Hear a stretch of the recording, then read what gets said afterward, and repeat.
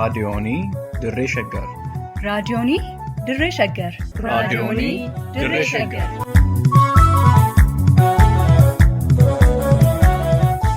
Raadiyoonii Dirree Shaggar.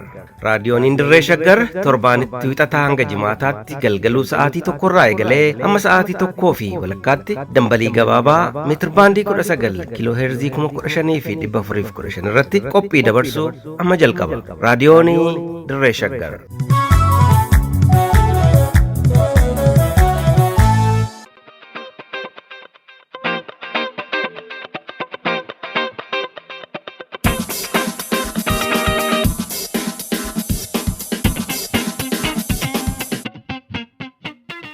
Ashamaa harka fuune akkam jirtu kabajamtoota dhaggeeffattoota raadiyoonii Dirree Shaggar oduu guyyaa har'aa qindeeffannee qabannee isinii dhiyaanneerra oduu isinitti himuun immoo kan isin faana turu aan Iftuu Galataati. Magaalaa Najjootti leenjisaa ispoortii dargaggoo Hiikaa Fayyisaa mana hidhaa keessaa baasuun rashanan. Adeemsi magaalaa Shaggar jedhamtu hundeessuu maastar pilaanii bara wayyaanee hojiirra oolchuudha jedhame. Kanneenii fi kanneen biroos oduuwwan keenya har'aa keessatti argattu amma xumuraatti nu waliin tura.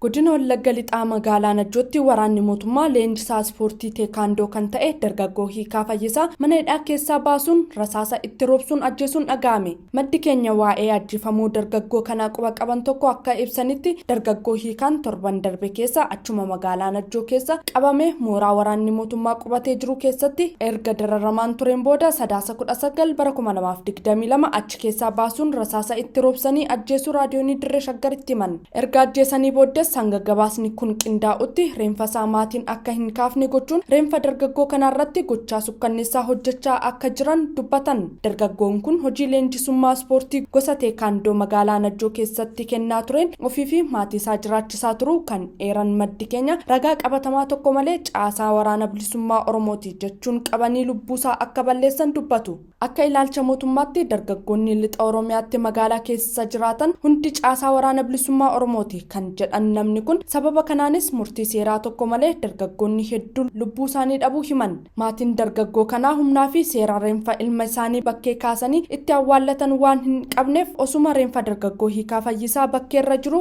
idduma jiranitti sirna boo'ichaasaa gaggeessuu himan. Akka seeraa fi safuu biyya kanaatti namni du'ee kamuu kabajaan awwaalcha argachuu akka qabu kan himan maddi keenya yeroo dhiyoo asitti reenfi ilmi namaa kabaja dhabuun safuu hawaasichaa keessaa bahee akka jiru raadiyoonii Dirree Shaggaritti himanii jiru. Wabii waaqotu gabaase. Sochiin mootummaan bilxiginaa magaalaa haaraa Shaggar jedhamtu magaalaa Finfinneetti marsee ijaaruuf jiru maastar pilaanii bara bulchiinsa wayyaanee saamicha lafaa gaggeessuuf qophaa'ee hojiitti hiikuu akka ta'e himame. Jiraataan naannawaa Finfinnee tokko akka jedhanitti Shaggar jechuun Finfinnee mataashii ta'uu himanii erga sirnoonni Amaaraa laficha qabatanii maqaa Finfinnee gara Addis Ababaatti geeddaranii booda dhalattoonni lafichaa Finfinnee jedhanii of waamuuf sirnicha waan sodaataniif Shaggar jedhanii Finfinnee waamaa akka turan dubbatu. Finfinnee akka ishiin jedhamaa turte dhaqanii seenaarraa dubbisnee achiin booddeedda sirnoonni humnaan uummata Finfinnee kana buqqisanii cabsanii booda Addis Ababaa eeggatti buggaasanii boodadha Shaggar kun kan inni dhufe jechuudha. Maqaa Addis Ababaa jedhu kanaan waamu uummatichi waan fudhachuudhaa fi Addis Ababaa kan jedhu kana fudhachuu waan hin dandeenye sammuun namoota achirraa buqqa'anii sun eeguu sana Shaggar jedhanii Finfinnee kanatti moggaafatanii akka seenaarraa dubbisee argetti. Haa ta'uuti Finfinnee fi Shaggari garaagarummaa hin qabu. Garaagarummaa hin jiru garuu waan maqaa namni baaseef itti waamurraa maqaa ofii baafatan Shaggar jedhanii Addis Ababaa isaan jedhanii itti fidan sana Shaggar jedhanii maqaa jijjiiranii itti waaman malee Finfinnee fi Shaggari garaagarummaa hin qabu jechuudha. Finfinnee jechuun Shaggarii, Shaggar jechuun Finfinneedha. Gaaffiin uummanni Oromoo Finfinnee irratti kaasaa fi wareegama qaqqaalii irratti kaffalaa ture gaaffii abbaa biyyummaa ta'uu kan eeran maddi keenya gaaffii kanaaf deebii osoo hin kennin haguuganii irra darbuudhaan waa'ee magaalaa haaraa ijaaruu ajandaa godhachuun Finfinneen kan Oromoo akka hin taane mirkaneessuu akka ta'e himan.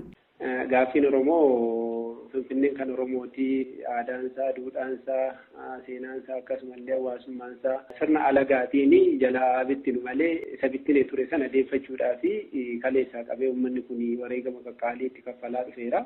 Har'as gaaffiin abbaa biyyummaa Finfinnee uummata Oromootiif deebii hin arganne jechuudha. Keessumaas yeroo dhiyoodhaan asitti waggaa arfan shanan darban kana keessatti gaaffii abbootiin kaleessa kaasaa turan sun dhaloota qubee dhufee qaqqabee dhaloonni qubee wareegama qaqqaalii itti kaffalanii turanii jechuudha. Eeguu maastar pilaanii jedhanii maqaa saamicha lafaa sanatti moggaasan dhaloonni qaqqaaliin itti wareegamee qabeenyi itti badee lubbuun hedduu itti badee xiinsammuun namaa hedduun itti miidhamee itti hidhamee itti garafameetu magaalaan maastar pilaanii jedhamee sirni wayyaanee eeguu sana babal'ifannaa lafaatiif godhe suni akaafu ta'eeraa jechuudha. Sirni kun gaaffii abbaa biyyummaa Finfinnee uummanni Oromoo gaafachaa ture moggaatti dhiisee gandoota baadiyyaa hedduu godinoota addaa jala galchuun qaama magaalaa haaraa gochuuf yaaluun maastar pilaanii bara wayyaanee uummanni keenya xiqqaa hanga guddaatti mormuun wareegama guddaa baase gatii dhabsiisuun fedhii gabroonfattootaa hojiirra oolchuudha jedhan. Isarraan booddees gaaffiin abbaa biyyummaa Finfinneedhaa deebii hin arganne. Egaa waggaa afurii asii kana gaaffiin Finfinnee deebii argata jedhamee uummanni kun gadi jijjiiramni dhufee asii eegaa ture. Haa ta'u malee har'as wanti baay'ee nama ajaa'ibu maastar pilaaniin jedhamu sun hafee maqaa shaggarsiitii yookiin immoo bulchiinsa magaalaa shaggar jalatti buluu qabdi Finfinnee naannaa Finfinnee kun jedhanii godinaalee addaa kana keessumaa baadiyyaa itti dabalanii ganda qotee bulaa itti dabalanii magaalota jiran eeriyaa Finfinnee kana magaalota jiranii fi gandoota baadiyyaa hedduu isaanii itti dabaluudhaan shaggarsiitii jedhanii moo dhoobanii jiru jechuudha. Karoorri kun waggoota 6 dura jalqabuu isaa qorannoo isaaniitiin ibsuu kan himan namni kun kufaatii mootummaa wayyaanee dura waan eegaleef qaama maastar pilaanii sanaa akka ta'e himan. Yeroo ammaa kana hojiirra oolchuuf gadi bahuun isaanii immoo saamicha lafaa fi tuffii uummata Oromoo giddu galeessa godhatee akka ta'e dubbatu. Kan ammoo qorannoo waggaa 6 waggaa 5 goone keessatti jedhu waggaa 5 waggaa 6 jedhamu kun isuma eeguu kan wayyaanee sana isuma maastar pilaanii sana qorachaa turan sana hojiirra oolchuudhaaf waan adeemanidha malee bu'aa yookiin immoo misooma isa jedhamu sana waan fidu nutti hin fakkaatu tokko isa kanadha. Lammataa fedha uummatichaatiin alatti wantichi kun kan ta'aa jiru dhokateetu kan inni deemaa ture waggaa 6 qabnee qorannoo goonee jedhu amma ibsa isaanii sana ibsa qofaatu hin taane piroopoorsaala isaan hojjetanii yookiin immoo qorannoo isaan hojjetanii maxxansa sana yoo agartee jiraatte waggaa 6 duradhaa jedhu qorannichi kan eegale waggaa 6 dura jechuun immoo jijjiirama jechuun dhumne waggaa 6 dura jechuun eeguu maastar pilaanii sanaa jechuudha already. Kanaatiif isa kanaaf dhugumatti taanaan waan waggaa 6 kana uummanni keenya wareegama qaqqaalii itti kaffale uummanni keenya itti miidhamee itti hidhamee itti reebbamee nurraa dhaabbate jedhee waggaa 2 waggaa 3 boqonnaa itti argate kana isuma deebisanii waan hojiirra oolchuudhaaf deeman fakkaatu jechuudha. Kanaaf qorannoon kanarraa eeguu laalluyyuu dhugumatti saamichuma lafaa sana fedha uummataatiin alatti fedha qotee bulaatiin alatti fedha uummattoota marii uummataatiin alatti taatee kun kan ta'aa jiru har'a dhiibbaadhaanii jechuudha. Wabii waaqotu qindeesse.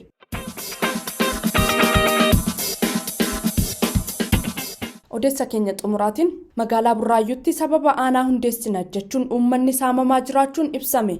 Maqaa sadarkaa magaalaatti aanaalee haaraa hundeessina jedhuun magaalaa Burraayyuutti uummata gooxiidhaan dirqisiisanii saamaa akka jiran jiraattonni himan. Jiraataan magaalaa Burraayyuu ganda kattaa Burraayyuu tokko raadiyoonii Dirree Shaggaritti akka himanitti torban darbeerraa eegalee sababa sadarkaa magaalaatti aanaa hundeessuu jedhuun gooxiin kamuu qarshii 200,000 fi isaa ol uummatarraa walitti qabee yeroo gabaabaa keessatti kaffaluu akka qabu ajajuun mootummaan uummata rakkisaa jira. Qajeelfamni akkanaa dabballoota mootummaa sadarkaa gandaa fi gooxiirra jiraniif carraa gaarii uumuu kan dubbatan jiraataan kun sababa kanaan balbalaan qarshii humna olii namatti ramaduun saamicha irratti bobba'anii jiraachuu himan. Magaalota godina addaa Oromiyaa naannawaa Finfinnee hunda walitti fiduun magaalaa haaraa Shaggar jedhamu jalatti bulchiinsa kantiibaa tokkoon akka bulan gochuu sababa jedhuun sadarkaa magaalaatti sochiin guddaan karaa caasaa mootummaatiin adeemsifamaa jiraachuu eeranii sadarkaa magaalotaatti gandoota duraan turan diiguun aanaalee ijaaruuf baasii bahuu uummanni aguuguu akka qabu qabu murtii dabarsuun uummata dirqisiisanii saamaa jiraachuu himan.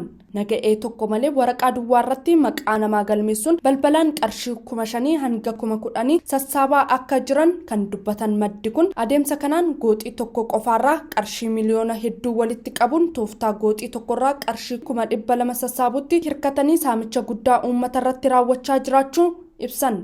Armaan duras marsaa adda addaatiin sababa deeggarsa raayyaa ittisa biyyaa fi waancaa Abbayyiin manarra nu deemuun dirqamaan qarshii nurraa guuraa turan kan jedhan maddi raadiyoonii Dirree Shaggar bulanii ka'aniitu tooftaa uummata ittiin saaman diriirsu jedhan. Dabballoonni milishoota of maddii oofanii waan deemaniif namni tokko hin qabu yoo jedhe ati warra ergama diinaa qabuu fi gufuu misooma mootummaan hojjetuuti jechuun doorsisanii dirqamaan uummata saamaa akka jiranillee saaxilaniiru jechuun kan gabaase Wabii Waaqooti. Kabajamtoota dhaggeeffattoota raadiyoonii Dirree Shaggar oduun har'aaf qabannee dhiyaanne kanumaan gammaa ture waan waliin turtaniif hedduu galatoomaa horaa bulaa deebanaa.